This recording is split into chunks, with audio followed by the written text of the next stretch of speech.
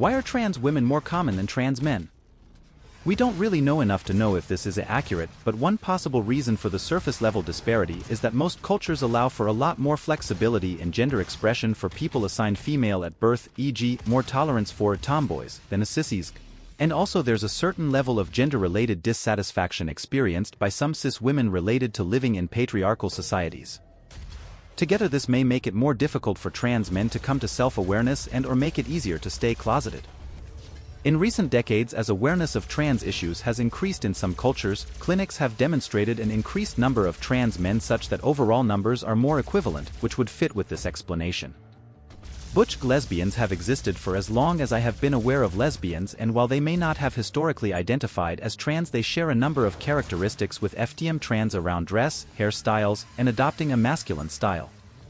I was going to say, as a physician, I've seen trans men and trans women, and gay women, for what it's worth, walk through my door in about equal numbers. Most cultures allow for a lot more flexibility in gender expression for people assigned female at birth, e.g., more tolerance for tomboys than sissies. This probably also explains why masculine gay women have a much easier time on the dating market than effeminate gay men. Neither term is in my vocabulary, but my sense is that butch has a more consistently positive connotation than a queen. I'm not so sure about the most cultures apart, though. It's definitely truer the higher any given culture scores on Professor Geert Hofstede's cultural dimension labeled MAS, a masculinity / quantity of life culture / task orientation, which includes all of the Anglo cultures. These are the cultures whose recent ancestors struggled more with other people for survival than with the natural environment. They prize those traits that befit a good warrior and people of all genders. Being warrior and hunter material in these cultures and proving it through one's choices, actions, and preferences is optional for individuals A-B, but essential for people A-B. Which is to say that in these cultures, someone A-B who fails to present to other people as potential warrior material is likely to be treated as and feel relatively low status, regardless of whatever else he brings to the table. Cultures that score low on MAS, feminine / quality of life culture / people-oriented, meanwhile, evolved from cultures whose main survival challenges came from the natural world, such that communities needed to remain tightly bonded to ensure everyone made it. In these cultures, being sensitive and in tune with others' feelings and general vibes, a good communicator, a good strategist, and caring about everyone's well-being in the community is prized in everyone, male and female, over being a good warrior or hunter. Yes, femboy is the first real sorta socially acceptable way for men and amabs to express a more feminine gender presentation, whereas there have historically been multiple masculine archetypes for affabs of all gender identities. I guess there are drag queens, but those exist solely in the queer community, and amabs need to first give up a lot of privilege to even access it. Also, it's historically much harder for queer trans people to get out of hetero-appearing marriages.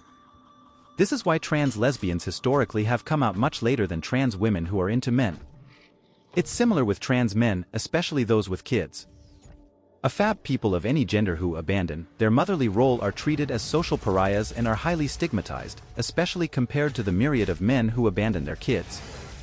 Trans women who are parents also experience a lot of transphobia from their exes when it comes to custody and courts, but I'd say trans men are even more vulnerable because they are perceived as selfish, bad mothers, which has more stigma than being a selfish father.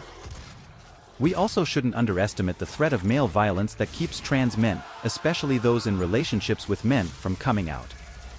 We all know about cis-het boys and men who will literally murder a trans woman for turning them on, even from afar.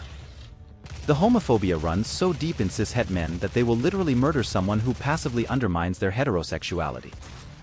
Trans men who come out in these relationships face similar threats of violence from their male partners because their transition undermines the heterosexuality of the male partner.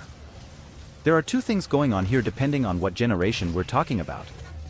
In the past, trans people born as male strictly outnumbered those born as female for largely economic reasons. Women had a harder time finding employment and often depended on a husband to sustain them economically. You can't transition if you aren't economically independent. This led to transitional care for MTFs advancing at a much faster rate, allowing MTFs to fully pass while FTMs had limited options. For example, the first gender clinic at Johns Hopkins only accepted natal male patients for over a decade. In older populations, trans women still outnumber trans men. In 2024, this isn't the case anymore. Male and female individuals transition at similar rates, but natal males are more likely to identify as trans women while natal females are more likely to identify as non-binary. So, non-binaries outnumber trans women while trans women outnumber trans men.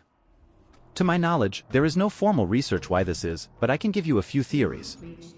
Trans/progressive spaces sometimes have a negative opinion of men, and trans spaces are heavily dominated by trans women, which could pressure young trans men entering them as a minority within a minority to slightly alter their identification. Many people claim it's easier to be a young woman now, but take that with a grain of salt. It is certainly true that transitioning sex for FTMs is more expensive and the surgeries aren't as perfected as those for MTFs. As a final note, trans representation in media, celebrities, and even bussiness is highly dominated by trans women, so it also appears that trans women make up the majority of trans people when non-binary people are actually the largest subgroup.